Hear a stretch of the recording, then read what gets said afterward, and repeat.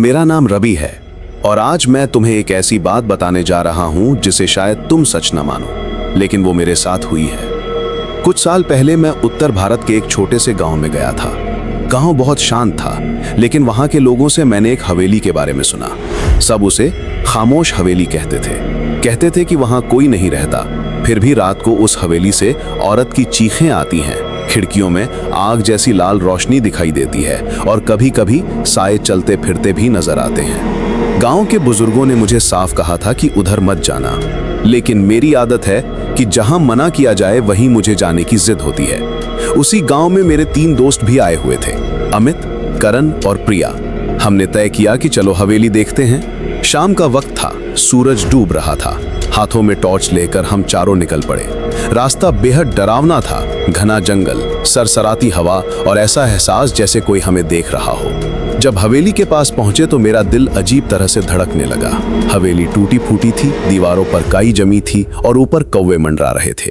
प्रिया धीरे से बोली, रवि, हमें सच में अंदर जाना चाहिए। मैंने भी उस वक्त हिम्मत दिखाते हुए कहा, हाँ, आए तो हैं, अब देखते भी हैं। जैसे ही हम अंदर गए, पीछे का भारी दरवाजा अपने आप जोर से बंद हो गया। उस आवाज ने हमारी रूह तक हिला दी। अमित ने दरवाजा खोलने की कोशिश की, लेकिन वो हिला तक नहीं। अंदर बदबू फैली थी और दीवारों पर अजीब निशान बने थे। तभी मेरी टॉर्च की रोशनी एक पेंटिंग पर पड़ी। उसमें एक औरत की तस्वीर थी जिसकी आंखें खून जैसी लाल लग रही थी। मेरे देखने से पहले ही प्रिया ने पेंटिंग को छू लिया और बस हवेली में औरत के रोने की आवाज गूंजने लगी। उस आवाज ने हमारे पैरों तले जमीन खिसका दी। हम कमरे के कोने में पहुंचे तो वहां एक अलमारी रखी थी। मैंने उसे खोला तो उसमें एक पुरानी डायरी मिली। जैसे ही नेहा ने उसे पढ़ना शुरू किया, मेरे रोंगटे खड़े हो गए। उसमें लिखा था कि इस हवेली में राधिका नाम की एक औरत रहती थी। उसके पति तांत्रिक थे, काले जादू करते थे।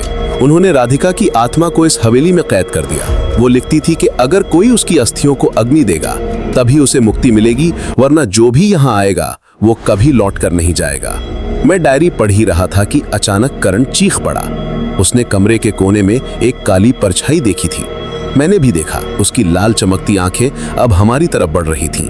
उसके कदमों की आवाज ठक ठक ठक कमरे में गूंज रही थी। हम सब डरकर दूसरे कमरे में भागे। जैसे ही अंदर पहुंचे, दरवाजा अपने आप बंद हो गया।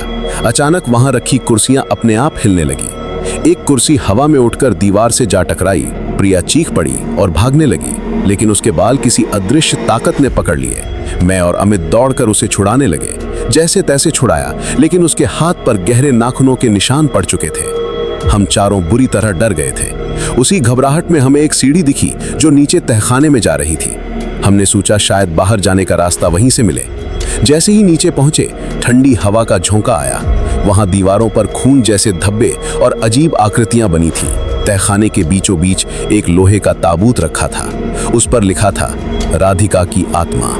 मेरे पैरों के नीचे से जमीन खिसक गई और तभी ताबूत अपने आप खुल गया। उसमें से सफेद कपड़े में लिपटी लाश बाहर गिरी और दोस्तों, वो लाश अचानक आंखें खोलकर प्रिया का गला पकड़ने लगी।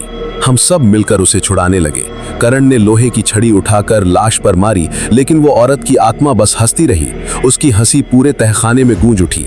वो बोली, तुम सब मेरी हवेली में आए हो, अब तुम यहाँ से कभी नहीं जा सकोगे। मैंने उसी वक्त नेहा को चिल्लाकर कहा, डायरी पढ़, उसमें कुछ तो लिखा होगा। नेहा बोली, राधिका की अस्थियां जलानी होंगी, तभी ये आत्मा मुक्त होगी। ताबूत के अंदर कुछ अस्थियां रखी थीं। मैंने हिम्मत जुटाकर पास रखी मशाल उठाई और उन अस्थियों को आग लगा दी। दोस्तों, जैसे ही आग लगी, पूरी हवेली हिलने लगी। आत्मा जोर जोर से चीखने लगी और फिर अचानक गायब हो गई। हवेली में एकदम सन्नाटा छा गया। सुबह होते होते दरवाजा अपने आप खुल गया।